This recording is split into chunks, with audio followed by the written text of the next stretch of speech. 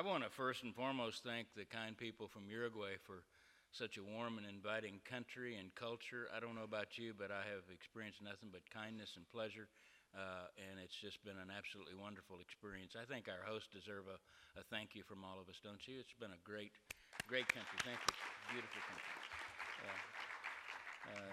Whoever follows for this conference is going to have a tough act to follow because it's just absolutely beautiful and wonderful. I did grow up on a ranch in the panhandle of Texas, and my late father raised cattle. I told him when I was fairly young that I probably was not destined to be a rancher, and he allowed, given my work ethic, that was probably a very wise choice.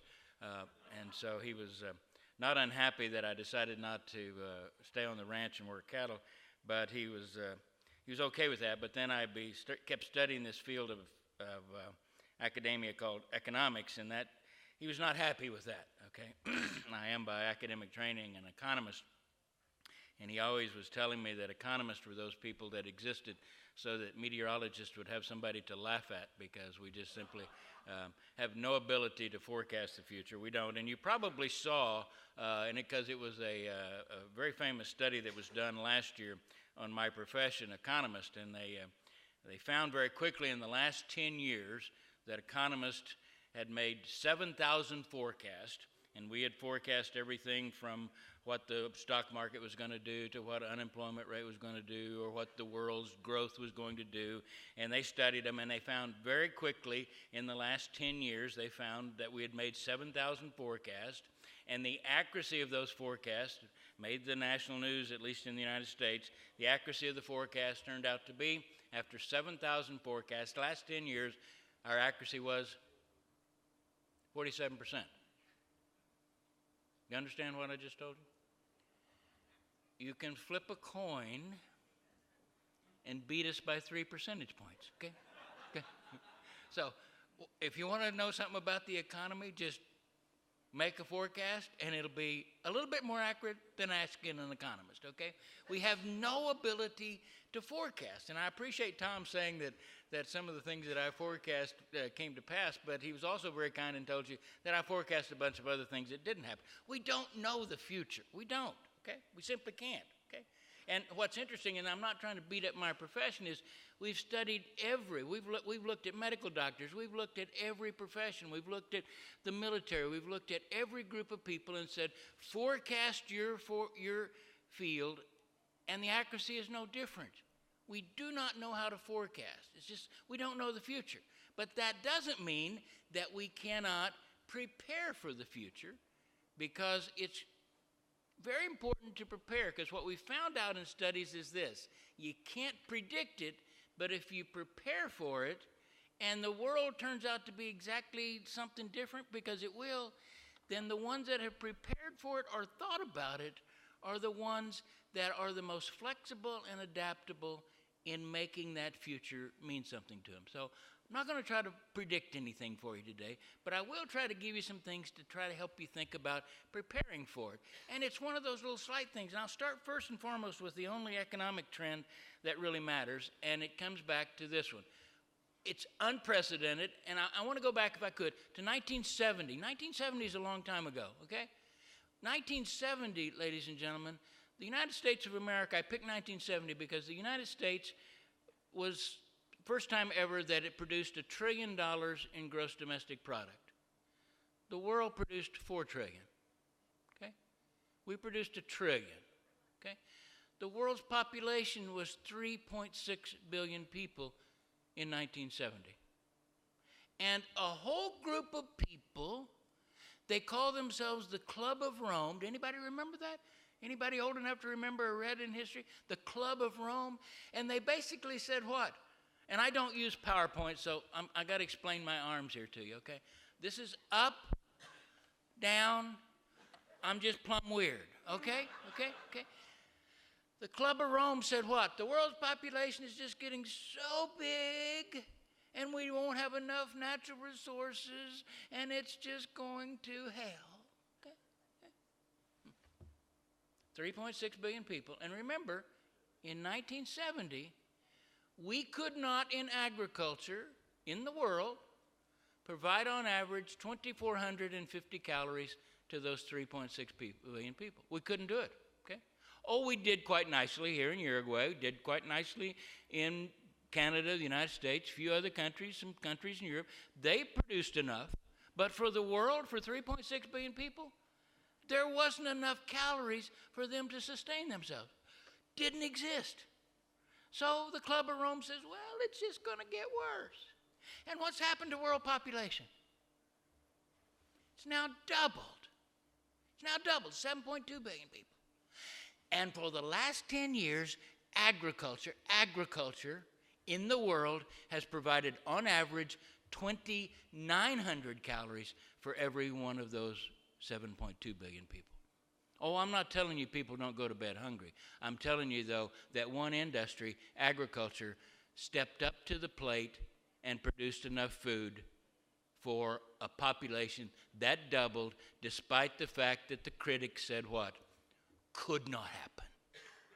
So 2013 ends, ladies and gentlemen.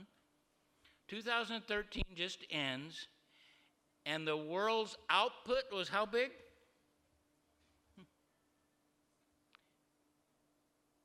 It was 4 billion or 4 trillion in 1970. The world's output in 2013 was $70 trillion.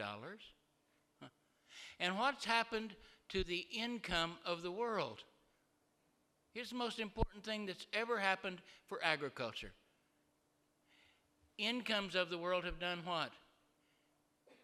In China and India alone and Brazil, they've gone up 19-fold. Okay?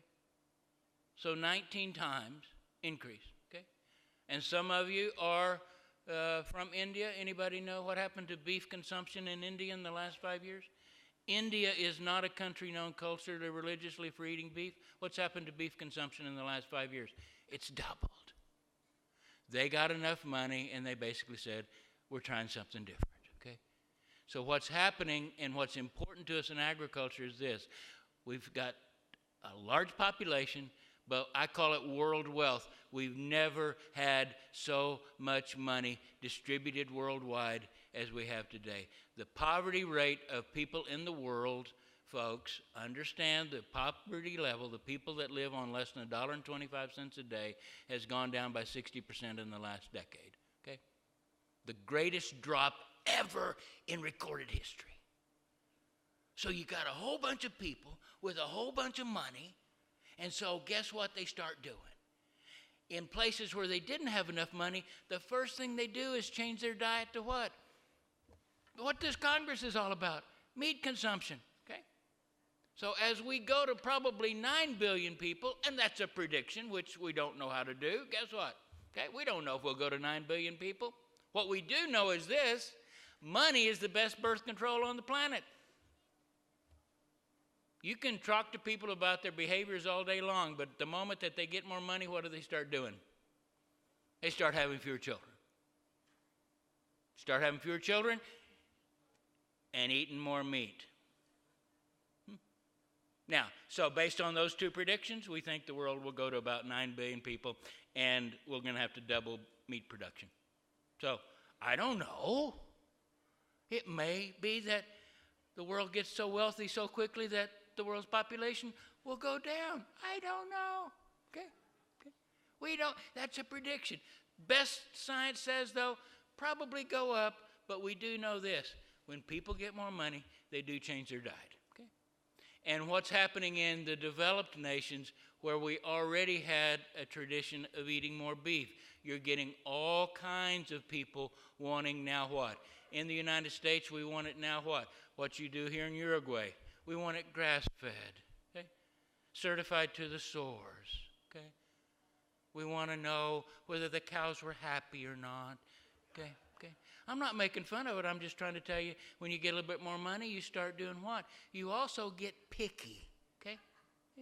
So we've had a whole movement in what in developed nations of organic, gluten-free. That's the most interesting one. 0.5% of the population in the world has any form of celiac disease. 0.5%. But gluten-free products in the United States alone have gone up 1.7%. Wait a minute. You don't have celiac disease.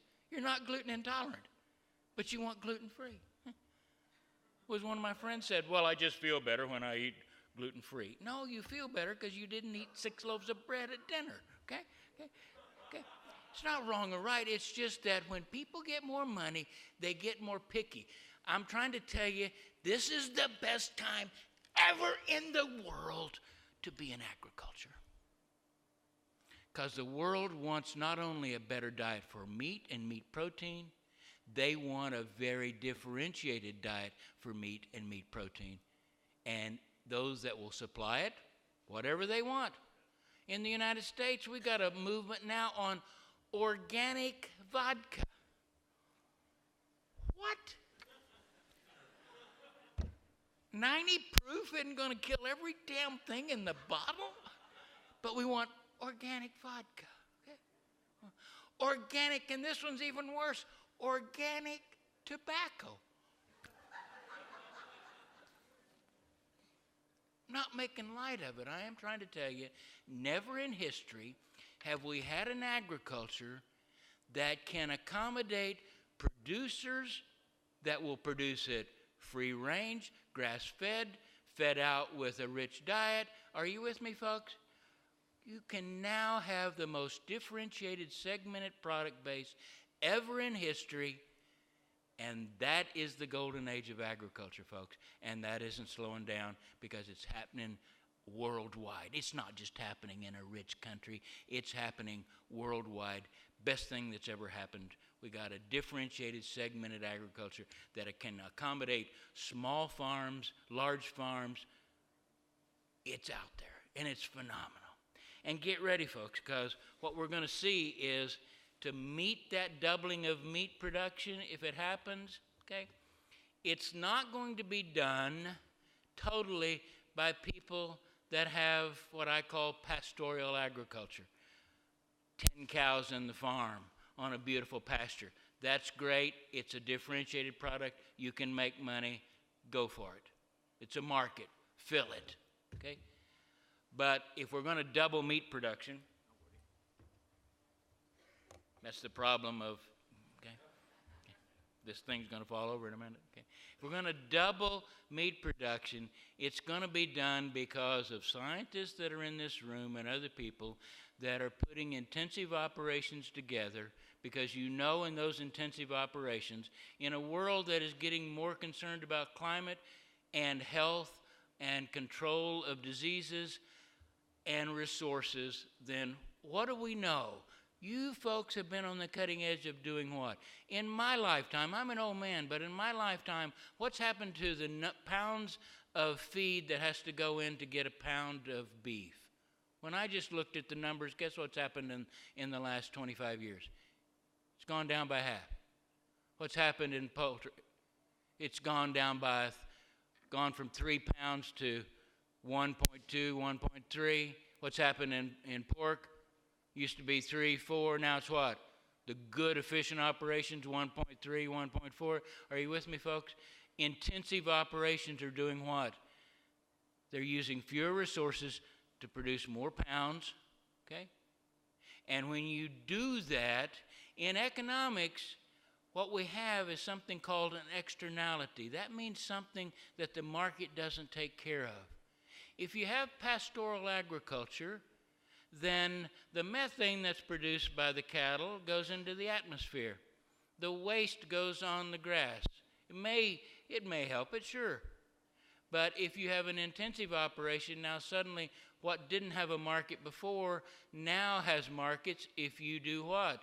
Treat that waste, treat it in the form of sterilized bedding, in the form of fertilizers, in the form of concentrating it. Now you can concentrate those gases. Are you with me, folks?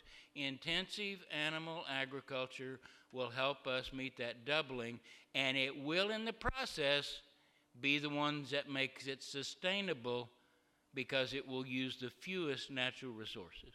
And I'm not telling you that pastoral agriculture is gone, quite the contrary. I'm telling you it's another market. But to meet the doubling and to meet the other pressures of society, for it to be, quote, sustainable, it will be done by intensive animal agriculture in all forms. get ready, because here comes the technologies, okay? We know they're coming on board, okay? This little simple thing, the mobile phone, okay? Qualcomm, the big IT giant, just announced what? X Prize. It's called the X Prize for the tricorder. Tricorder doesn't mean anything unless you're a Star Trek fan. Anybody a Star Trek fan? If you're a Star Trek fan, you know what the tricorder is all about. Tricorder did everything, didn't it? Okay? It told you whether somebody was from another planet. It told you whether there was a breathable air. It told you everything. Okay? Well, Qualcomm said $10 million for the people that will take a simple smartphone, and what they are concentrating on is the iPhone and the Samsung Galaxy. Okay? You build a device that slaps onto this thing, okay, and does as much as it can for a tricorder. Okay? Well, the heads-on favorite probably to win the first leg of the prize this year is something that's already been invented. Some of you may have been in process of doing it. Slap it on it, put a molecule of blood on it, and what's it do? It does a red blood cell count, a white blood cell count. It'll positively identify in a nanosecond whether you're HIV positive. If you're an old man like me, it'll give you your blood thinning, INR value. Are you with me, folks? It does an instant blood test. It's already here, okay? You take this camera lens out. Incidentally, these phones did not come with cameras, okay? 40 years old, 41 years old this year, mobile phone, but they didn't come with cameras. Somebody decided to put a camera on them 10 years ago, okay? So guess what? When we put a camera on it, somebody said, well, okay, let's take this lens out, put in a molecular lens, which is a molecule of oil and water that electrical impulses will change 60 times a second, and then guess what? I can add then a near-infrared laser, shine it on the blemish on my skin, and it will tell me instantly whether it is benign or cancerous. The near-infrared laser goes about 1/10 of an inch underneath it. He uses for you IT jocks something called black and white programming. It runs black and white programming algorithms that looks at patterns of light and dark. You just teach it what is benign and what is cancerous, already done, okay? What it's leading to, and you know this, for human medicine is what? It's do-it-yourself diagnostics. If you're an old man like me, you go to a cardiologist once a year. But as a gentleman showed me in Dallas, Texas just a few weeks ago, put his index finger over the lens, positively identified him biometrically, no passcode, positively identified him, turned it around, all of his heart data. I said, what's it mean? He says, I have no idea. All I know is my cardiologist said do it 5 times a day. Okay? And I said, your cardiologist is getting all that information 5 times a day? What's he doing with it? He said, you know better than that. It's going into a computer. The computer will sort through it with intelligent default programs, and then if there is a problem, then the cardiologist is alerted, and or the computer alerts me. Let me ask you something. If you're an old man like me, 1 data point once a year for my heart, or 5 times a day. My blood test, whether the blemish on my skin is benign or cancerous. What do you think is going to happen to the quality of do-it-yourself diagnostics for humans?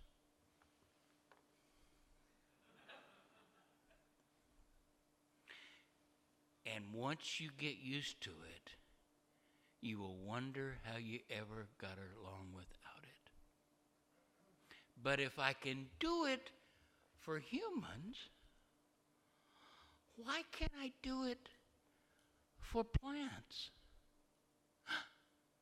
Oh, it just identified the insect.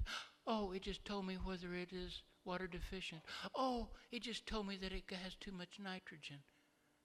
Do-it-yourself diagnostics for plants?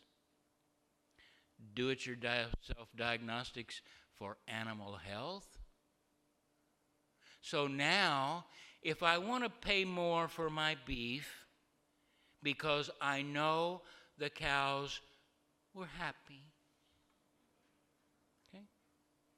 If I decide in the United States that I only, since I've been here, and fell in love with this wonderful beef that you have here in Uruguay. It's fabulous. If I want to now only eat beef from Uruguay in the United States, I want to be certified for sure that it's from Uruguay and that the cows that were grass-fed walking around on this beautiful landscape, were happy. You go, how stupid. Not if I'll pay for it. Well, how will we know they're happy? And you go, oh, that's ridiculous. Well, this year, for the 2015 model year, for the French car company Peugeot, they have spent several years taking over 20 years worth of psychological profile data of humans' emotions. They now have a camera in the rearview mirror. It's coming out this fall for the 2015 model year. When you get in the car, buckle up. The camera looks you in the eye and the face. It is 95% accurate in taking a human, regardless of race, creed, color, national origin, ethnicity, sex, it doesn't matter. We got over 20 years worth of data. They're 95% accurate in picking out 7 emotional states of a human. Just look in the camera, takes a picture of your face, and knows your mood. If you're kind of melancholy, it changes the music in the radio to be peppy. Okay? If you get in and you're mad, it won't start. Okay? If you get in and your pupils are dilated and you kind of got that glassy look, it not only won't start, it locks the doors, calls the cops. Okay. I'm being a little bit funny with that one. What Peugeot has spent all their time on is not only perfecting your mood for 2 things. They want to make sure that the music in the car will help counteract your mood or accentuate it. You may be happy. Okay? And they're going to add the next level is aromatherapy, so that they'll spray a little something in there to make you feel better. Okay. Folks, it's 95% accurate in 7 emotions. Don't tell me some of you animal scientists can't tell me when the cow is happy, because you do that. Guess what we've just done for people that tell us we do not treat our animals well? You've just got a documented record of what? Of whether they are or not. Get ready. Folks, when you move into intensive operations, you're going to use technologies very much like this. You're going to use now what the next generation that we're using, we call them quadopters. Just saw one out here going up and down the beach. Have you seen that one from a gentleman? The quadopter, the little drone, okay? We got from synthetic robotics out of Australia, we got robot drones now that can carry a 5-pound payload for 15 miles and be recharged in 10 minutes. So you got a drone that can watch your fields, watch your cattle, watch your pigs, watch your chickens, be constantly monitoring them, folks. We have no idea what we're going to be doing with this, but it will forever change the welfare not only of humans, but for animals, all because of this. Now, in this world, understand something, and I say it this way as an economist. If you can digitize something, it will be done. And so if you got a job that requires people to do things and it can be digitized, that job is gone. Because it's going to be digitized and a computer's going to do it quite nicely. Thank you very much. Okay? So get ready for that revolution. The other revolution that we need to be thinking about in the meat industry is this one. Okay? And this one happened 20 years ago. Okay? Somebody said, why don't we take, and I saw the gentleman that invented it, he called it a 3D faxer. but he had a fax machine sitting on something about the size of this riser. He called it a cooker. It was actually a convection oven and a microwave oven, and he had powdered PVC powder in it. This is over 20 years ago. He had his architect fax the drawings to the fax machine. The fax machine was set on top of a little digital processor, processed it. 30 minutes later, he opens the door. He takes out a perfectly formed PVC elbow pipe, okay? He called it a 3D faxer. It's a 20-year-old technology. People took that technology and developed what? Changed the whole industry overnight. It was called what? 3D printing, okay? Somebody said, I'll lay down a molecule of ink and then I'll come back and do what? Lay down another molecule of ink, lay down 3 colors, I can change the texture of the type. You with me? Totally revolutionized printing, okay?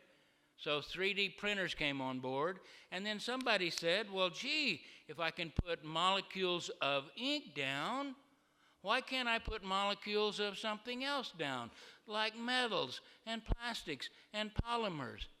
And now suddenly you have a whole industry that used to be manufacturing that has now done what? Something this size? And you can make essentially anything?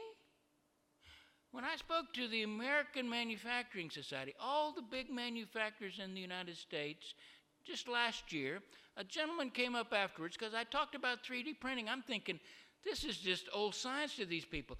They're the ones that are doing all the major manufacturing. This is nothing to them. He came up and he said, thank you for talking about 3D printing. These people don't understand it. They've got billions of dollars invested in big manufacturing equipment, and they're going to be obsolete, and they don't want to make that change. So thank you for talking about it. And he hands me a little adjustable wrench made out of hard plastic. One, if you know what I'm talking about, got a little screw, adjust the size, okay?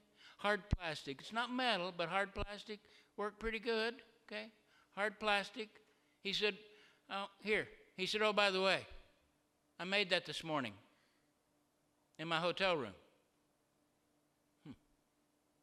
I said, well, how many pieces did you have to manufacture to make it all work, to snap it together? He goes, hello, Lowell, hello. It's a 3D printer. It prints a molecule where it needs it. If it's a space, it doesn't. It was printed fully working. Well, folks, manufacturing just changed. That changes every economy, okay? It means suddenly things that were shipped overseas to be manufactured because the labor is cheaper, guess what all of a sudden? What did I tell you earlier? If it can be digitized, it will be. So manufacturing just changed, okay? And I just saw this demonstration 2 weeks ago in a state in the United States called Illinois. And it was a 3D printer about the size of one of these sections, made in China. And it showed the demonstration of it working. And you know what it was printing? Houses. Bring it on site. Print your house. Well, let me ask you something. If I can print a house, can I print some beef? We're going to meet the demand for meat. It will have to be done in a safe, economically viable way to do so. And somebody might make a technology that will do that if we don't. Okay?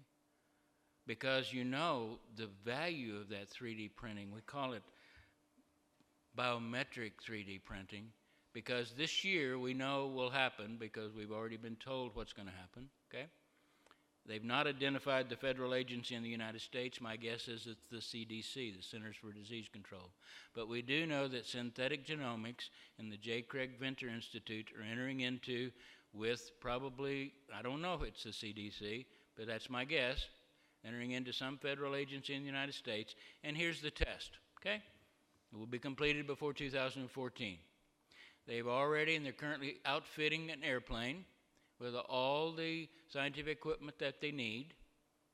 They've assembled a scientific team. The scientific team will board the aircraft. Before the aircraft door is shut, they will be given a vial of a deadly biome, probably a deadly virus of some kind. We don't know, but it'll be tough. It'll kill you if you're my age, okay, and weak and old, okay? The plane will take off, and it'll have 4 hours for those scientists on board to decode what that biome is. It is unknown to them at the time. And before it lands 4 hours later, they will have to have printed 100 vials of a vaccine to counter it. So, folks, we're going to be printing, already are, vaccines, medicines, and in a world that once were concerned about epidemics and pandemics, if you have that technology that can rush to the site, you can help change the livelihoods of people and the health of animals, okay? All because of 3D printing. Oh, incidentally, there's a little firm in the United States, a retail group. I don't know if any of you know of them. They're called Home Depot. They're just a place where you go. I spend half of my life there just wandering the hallways, you know, looking at hammers, looking at things, okay? Their goal in less than a decade is to not have a store filled with any products of washers and nuts and things that you would need to repair things. Their goal is to sell you all the information, all the plans, and all the raw materials for you to have something the size of this at home, and you just print it, okay? That's already here, already in their strategic plan. Get ready for bionic 3D printing. Folks, you know, many of you follow this know that. A little over 3 years ago, a young boy was born in the United States without a larynx. We got the Food and Drug Administration's approval. We 3D printed him a larynx just for his size, for his body, in a polymer that would allow his body to grow its own larynx and then slowly dissipate. Very happy to report to you, almost 4 years later, the young boy has a perfect larynx, thanks to a 3D printing one out of a polymer that was now taken away, and he can speak perfectly. We've already printed the first layer of a kidney, already printed the first layer of a liver, and after all of the great Uruguayan wine, I'm really looking forward to that new liver that they're going to print for me. Okay. All I'm trying to tell you, folks, is if we're going to meet the demand for doubling of the meat in this world, we will have to do it with systems that take advantage of not only the reduction in the number of resources that we need from a world perspective to do that. We've got a track record of doing that so that we can give more meat to the world, so that the future generations are not imperiled because we squandered the resources. Sustainable meat for a sustainable world. I appreciate the opportunity to be in this beautiful country. Thank you for allowing me to be part of your morning. Have a great conference. Thank you.